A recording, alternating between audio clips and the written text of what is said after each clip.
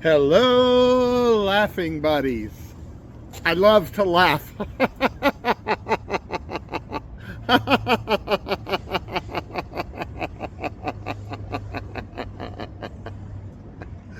Oh my goodness. I love to laugh. Laughing is so wonderful. And I believe the Bible tells us to be of good cheer. The Bible talks about how in the end times, men's hearts will be failing them for fear. So, are you concerned about the things happening in the world today? Lots of crazy stuff. Lots of crazy stuff's been happening. It's going to keep happening.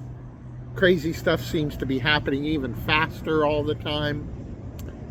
And a dentist friend of mine has seen this during his career. The number of patients who have TMJ issues, pain in their jaw and in their teeth and stuff from referred pain from their TMJ increases every year. And he sees this in the Bible. The Bible says in the end times there'll be great weeping and gnashing of teeth. Men's hearts will fail them for fear. And heart disease is an epidemic in this country. So what do we do about this? How can we get through and be able to accomplish something? Hopefully accomplish whatever the mission is that God has given us to do. How do we find the energy to continue? So I just wanted to talk to you a little bit about that tonight. My closest friends, some of you who watch this will be some of my closest friends and family. You know that I've had some health challenges in the last couple of years. I've had a couple of documented strokes. I'm going to have some videos for you where I'm going to talk to you about how to recognize strokes in the people around you, because even professionals who deal with stroke patients every day often don't recognize their own stroke. So that's a subject for another video. Strokes are pretty serious. Our brain is the seed of, kind of who we are and how we relate to the people around us, how we relate to God, and so proper health of our brain is important. This is one of the reasons I like laughter, because laughter can help us have a more healthy brain and a more healthy body to carry around that brain. So that's a big thing that drives me forward.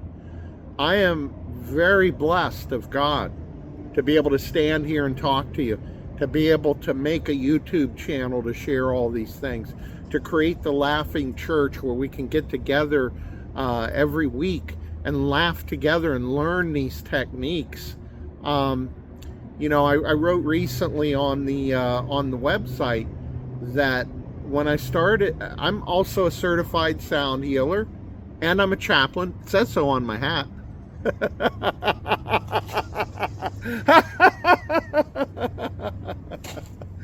Oh, being a chaplain, though, to help other people with the joy of the Lord is very important to me. All my friends know I've been a person of laughter for many decades, and I used to have to use comedy and jokes and humor, and recently when I got certified in sound healing, I discovered that there was a whole area of sound medicine around laughter. And I said, oh my goodness, this is fabulous, because I have a lot of friends who are doctors. I have a lot of friends who are dentists, chiropractors, orthopedic surgeons. And I want to be involved in something that has real medical, it works medically, okay? And laughter is one of those things, okay? Laughter can help us with a lot of different things. So I'm just so excited that you're willing to come to my channel and hear a little bit about what I have to say and experience laughter for yourself. Laughter is the key to the medicine cabinet that God put in our brains that can help us function better in so many ways. The Bible promises that if we seek first the kingdom of God, we will experience joy of the Lord. We will experience the joy of the Lord. And I'm going to talk to you more about that. It's something I've been studying intensely. But there are Bible verses where God promises to fill our mouths with laughter. He promises to replace our grief, to replace our sorrow with laughter and the healing that comes from that. So we're going to talk more over the coming weeks. I hope that you will click like and subscribe. And if you have any comments about what I have to say here, please contribute them in the comments. But I wanted to talk to you about something, and it's the concerns that we have. You know, I've had more than one documented stroke. There's evidence of other strokes, different places in my brain. And lately I've been experiencing a lot of breathing issues. I recently went to Canada to become a certified laughter yoga trainer. And because my mission, and the mission that I'm hoping you will join me in, is to teach laughter techniques to you and to the staff members at nursing homes. Because last summer I got to live in a nursing home for a short period of time. It was the longest week of my life, okay? Way longer than any 1 week vacation I've ever took, I'll tell you that. But I saw firsthand, nursing homes are a place that need the joy of the Lord, okay? They need sound healing in those facilities. But laughter is one of the best sounds to bring healing to the staff members so that they can manage the stress of working in that environment, and also so they can use it as frontline medicine with the patients. There are studies that I've read that show that if you take elders in the elder care communities, that's memory care, that's rehab, that's nursing homes, hospice, okay, all these kinds of locations. If you give them one laughter session every 2 weeks for 7 weeks, that's a total of 4 sessions over 7 weeks. There are recognized ways to assess quality of life for elders in an elder care community. And these scientific studies documented that just those 4 laughing sessions, one every 2 weeks for 7 weeks, increased their quality of life tremendously. Now, when I read that study, already having an experience with laughter, already having been taught by Dr. Kataria himself on the basics of laughter and how to lead laughter, I read that story and I thought, how cruel. Because Dr. Kataria recommends that we do 10 to 15 minutes a day of solid, sustained laughter. And that's what I want to teach you. I want to show you how to use this, because laughing solidly for 10 to 15 minutes a day gives the same benefits as jogging for 15 minutes. That's incredible. I'd rather laugh than jog, but who knows? You know, I may end up jogging and laughing, because as my health improves through laughter, proper diet, proper hydration, proper sleep. I've also gotten treatment for my sleep apnea. I didn't realize that sleep apnea was stealing my life. It took a long time to get all the evaluations and stuff done. I love my sleep apnea machine. And I'm the guy who wrote one of the very first websites on the web back in '94 on sleep disorders and how to get a good night's sleep. And I received a call one time from the research base in Antarctica. They asked me to give them trivia for a sleep party. They were getting new mattresses delivered to the research base. I thought that was so cool. Who am I, you know? I'm somebody who really studied sleep a lot to write that website. It was a great website. And, you know, so I've been very big on the health benefits of sleep. It's probably the one healthy thing I've done in my life as an adult is find time for naps. But that's a whole nother discussion, okay? Back to kind of the point here is that Sleep apnea, if you need screening for sleep apnea, if you have daytime sleepiness, if you have, you snore, your partner tells you snore a lot, those two signs where, like, in the middle of the afternoon, any particular day, you could sit down and just fall asleep in 5 or 10 minutes any time of the day, and you snore, go get evaluated. Those are the two big signs that you may have sleep apnea. Sleep apnea can change your life. Not sleeping right will monkey around with your hormones in very bad ways. It's really something to get treated. You'll get your life back. But, in addition to advocating for sleep apnea screening and treatment, laughter helps us regulate our hormones and things like that in our body. Laughter, a good, solid, sustained laughter done by laughing for no reason at all can release serotonin, dopamine, oxytocin, the mother-infant love bonding hormone, okay? It'll also release endorphins. You ever heard of endorphins?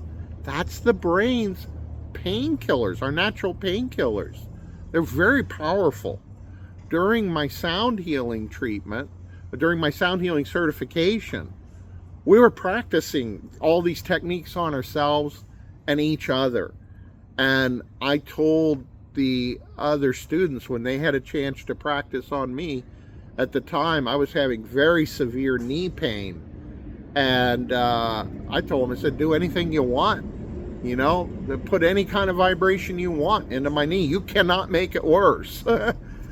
Now I stand here with no pain at all. Okay. And I discovered some techniques just making a joke out of some of my classes. I've always been a big fan of George Carlin. I consider him my uncle. And I came up with a concept that I think I learned from him called mastery through mockery. And I made jokes about my learning. That's how I ended up discovering laughing medicine, the laughter medicine. But I made a mantra for my knee, where I would put my hand on my knee and go, "Oh, Venerable Tylenolania, oh, Venerable Tylenolania, oh, Venerable Tylenolania, oh, Venerable Tylenolania." Boom, pain gone. I used to need to take 8 repetitions of that mantra. I got myself down to 3. Anyhow, I call it a mantraceutical, and I got to be careful who I tell about that, because I may have to go into hiding next week. Big Pharma's after me. They don't want me to release the secret like this of mantraceuticals. But see, why did that work? Why did that work? The laughter from it, making a joke and doing it several times, I was able to reprogram my brain with an interrupt for the pain. And it really worked as well as Tylenol. I didn't have to go beyond Tylenol to manage the pain, but I was definitely hitting up at the maximum. And I ended up teaching myself some other techniques, like how to do KT tape. KT tape, practically a miracle if you learn how to tape a joint properly. It can really help you recover too. But the KT tape on the outside, plus the inner medicine of laughing about making my own mantraceuticals and then making jokes about it, other kinds of jokes that I would share with friends. It gave me a way to interrupt the pain and release those endorphins. So I'm telling you, these things that then I learned later, because I told one of my teachers, I said, you're giving me a list of 4 ancient spiritual traditions that have sound associated with them. I'll invent a 5th one. It'll be based on laughter. And my teacher said, no, that's a real thing. It was invented in India by a doctor. I go, seriously, get out of here. Seriously? So I found my tribe, Although I really like shaking medicine too. Shake it up, shake it up. Almost changed my major when we did our lessons on shaking medicine. But I am thoroughly into laughter. The best medicine ever. You've probably heard that phrase. We now have the scientific proof of it. There's several hundred medical articles on the benefits of laughter. But kind of bringing it back to the weeping of gnashing of teeth, and all the things that are going on maybe in our personal lives, with our personal health, with family, or our work situation, or the economy, or politics, or just all these different things. How can laughter help you with these things? What if you've had a severe issue? What if you can barely breathe? I had a very severe encounter with bronchitis recently. I was in the ER, and I spent like another week or two afraid every night I was going to have to go back. And luckily I've got a very good doctor. Shout out Doc Sinico, you the best. He helped put me back together. And I'm an old school internet researcher. I wrote internet research software before there was a Google. I have patents in the area of internet research. I love being a hypochondriac. The internet is God's gift to hypochondriacs. I didn't want to research my own breathing issue. Because not being able to breathe is an existential threat. I was getting panic attacks over it, and probably some PTSD, not wanting to be back in the emergency room, worrying, what if what they're doing now doesn't work? What's the next thing they might have to do? I didn't want to know about it. But dealing with the strokes and things too, one thing I want to talk to you about is that I was kind of beguiled by the idea of disability. Because I had some friends telling me, hey, dude, you've had strokes. You qualify for disability. And I have nothing against anybody who qualifies for a program like that. If you qualify for that program, go and get signed up. Take the benefits, okay? If there was, here on the ground, a winning lottery ticket that would help me fund this ministry, would you expect me to leave it on the ground and go, well, I didn't buy the ticket? No, I'm going to pick that ticket up. I'm going to cash it, and this ministry is going to move forward, okay? I'm going to do that. I look at any kind of benefit you can possibly qualify for, legally and ethically and morally. Go for it. Get it. Get good medical people on your side. Talk to the right lawyers to help you do the applications and stuff. You should get it. Now, I was really thinking about that for a while, because dealing with doctor visits and stuff like that to get care and try to find out how badly was I hurt by the strokes, because they didn't even realize I had a stroke. I didn't hear the word stroke for 6 months after the first stroke. And then 2 weeks after I finally got to talk to a neurologist, I had the second documented stroke. And, I won't get into all the details of the symptoms and things, but I had friends that were telling me, dude, go apply for the disability. You've had strokes, you got this, you got that, you can barely work, you got all these doctors. Go get the disability. It started working in my head, because I've always been a dyed-in-the-wool entrepreneur. I've always believed that God gives me enough skills to get out there and make a living myself, that I don't really have to depend on programs, even if I qualify for them. I want to do it with God's help rather than the government's help. Let the government save the limited funds to help other people. I've always felt this way. But there are other times where I've qualified and I've said, I should probably take that. I've had social workers tell me, I understand you want to be independent. I had a social worker tell me I reminded her of her father. But she said, if I can help you qualify for these things to make it easier for you until you can get back on your feet, can I help you? And I said, okay, all right. You know what? Maybe it's God's will that I get that benefit. So I'm going to say, if you qualify, go get it. Okay?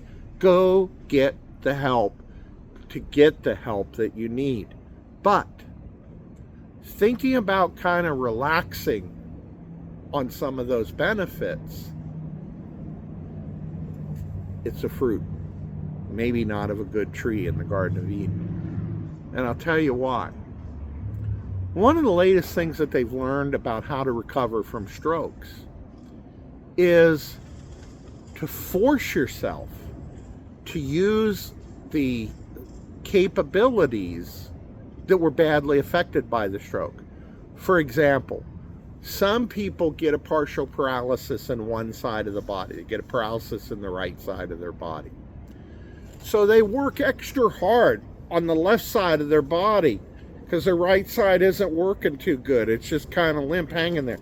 So they work extra hard on the left side of their body. They get really good, and they start really overusing the left side of the body, and they wear it out in 10 or 20 years because it wasn't made to be used so much. We're made to be balanced, if at all possible. And the other thing that happens is when we lose part of our brain due to a stroke, we actually have the ability to grow new networks in the brain. And if we're spending all our time working this other side of the body that didn't get affected, all those new networks recruit to this side of the brain. If we're overworking this side of the body, all the new nerve cell growth that we can get ends up going to support this side of the body. Now there's nothing left to bring back the damaged areas that controlled the right side of our body. Then we end up stuck. We can't get that right side back, and we've got an overdeveloped left side that ends up wearing out the joints and everything else. So what's the right solution? The right solution after the stroke, at all possible, is to grit your teeth, try to get whatever function you can back in the damaged areas, because that'll force the brain to try to regrow nerve cells to go around the damage to let you start using those damaged areas and the damaged skills and things. Okay, so that's why I tell you, get the help you need. I unfortunately was denied that help because nobody knew I had a stroke. My clinic misdiagnosed it, okay? So I was out on my own, just struggling, trying to do all the things I'd already done, and that was the right thing to do. That allowed my brain, as later MRIs have shown, my doctor told me, you got sign of healing all over your brain. So God gave me good inspiration of what to do.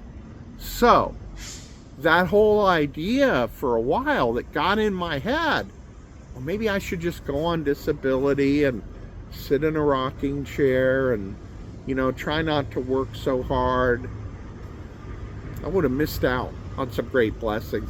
I might have missed out on starting this ministry and talking to you today. So I'm going to say, get the help you need for your health, but still pray every day. Lord, what do you need me to do? What do you have for me to do? And rely on His strength, because you with the Lord are stronger than you could ever imagine. We serve a big God, a God who is capable of doing a lot of things for us and loves to listen to our prayers, loves to answer our prayers. And we're going to talk more in coming videos about how incredible the love of God is and on all the things that it makes possible. It made possible this whole universe, okay? So, God can help me. God can help you. So just today, because of the breathing issues, I got to thinking about my handicap permit. I had a handicapped placard for a short period of time because of my knee issues. I don't really need it for that, but I got to thinking about that today. I wonder if my breathing issues, because my doc has said I probably got to get used to having asthma again on a long-term basis and continue on with a number of medicines that will help me manage that so I don't get to the point where I'm this close to having to go to the emergency room again. So, I got to thinking, I wonder if it's enough to get a permanent placard instead of just a temporary one for 3 months like I've had before. I started getting that in my head today. And then I'm realizing, so I went and read the rules. And in California, some of the websites that I read said you kind of really got to be on oxygen. And you need a lot of different tests. I mean, I have one doctor treating me who says, yeah, I got to give you more intense stuff. You've got asthma again. Just get used to it. Don't freak out about it. Be of good cheer. Don't weep and gnash and fret and tense your jaw up and get jaw pain from it and stuff. But that idea of thinking I could qualify for a placard again, although I'm not on oxygen, I'm just like, wait a minute, get thee behind me, Satan. I don't need to spend time trying to get through a bunch more qualifications and stuff. The Lord's letting me run around and be pretty active and get good night's sleep. And, He's got a mission for me to do. And that mission is not going into doctor's offices trying to get a bunch more qualifications for some kind of disability perk, So I don't blame you if you need one. If you need it, work with your doctors to get it. Just be sure you're relying on God above to give you everything you can do. So I don't want to spend my time thinking and trying to spend all the time trying to work myself into that benefit, because it'd be the same as disability for me. I'm pretty well able, and I'm basically thinking the Lord's got 30 years worth of work for me to do. He's got a whole new career ahead of me, teaching people how to laugh, how to open up that medicine cabinet, teaching staff in nursing homes how to use that for their own stress, and how to use it with the patients. Because people who do a daily laughing practice, the science shows they have more empathy and compassion. Does the world need more of that? I think so. I bet you do too. So let's end with a little bit of laughter. Because I love to laugh. This is probably the longest I've gone today without laughing. But I wanted to share that message with you. I hope it kind of made sense. If it didn't, let me know in the comments. Please like and subscribe. And I hope to see you at Laughing Church. Go to laughingchurch.com. Find what our schedule is right now. It's at 8 in the morning on Saturdays and Sundays, currently Pacific Daylight Time. So when it's 8 a.m. in California, when it changes to Pacific Savings Time in the fall, it'll still be at 8 a.m. But I may add other services because I really want to share this. Let me know down in the comments what time would work for you.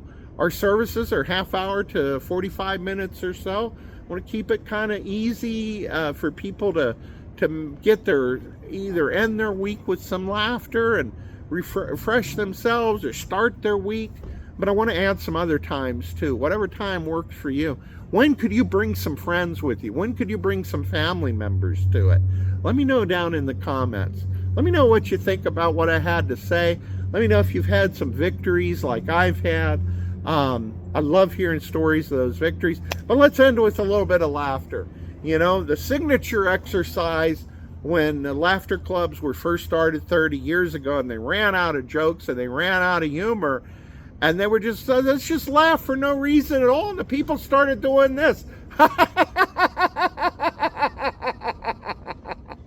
Dr. K would say, okay, take a deep breath, actually through the nose. Hold it. Now let it out. Laugh that whole lung out.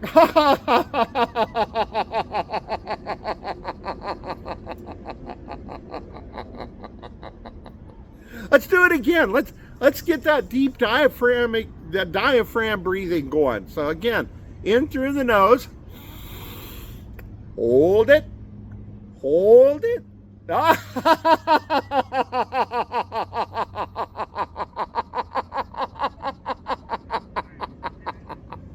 Now you know why I'm outside, so I don't disturb my neighbors.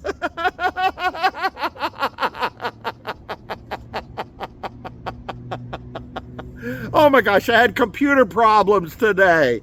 Yeah, I was trying to put some put something on Facebook and it didn't work. Gotta learn to laugh. We gotta learn to laugh to release those good chemicals. It sure beat. How do you feel? Did you do that with me? Do you feel a difference in how you felt? Just those 2 or 3 laughs. But there's another thing we got to always remember to do to praise ourselves. And I deserve a little praise for getting this video out. You know, and we do it like this. We clap again like this for the pressure points and stuff. And let's have a big round of applause, and we're going to do it this way. Very good. Very good. Yay! Very good. Very good. Yay! I mean, that's a power pose. That's one of our power poses. I want you to make that part of your life. Do that with the little kids around you.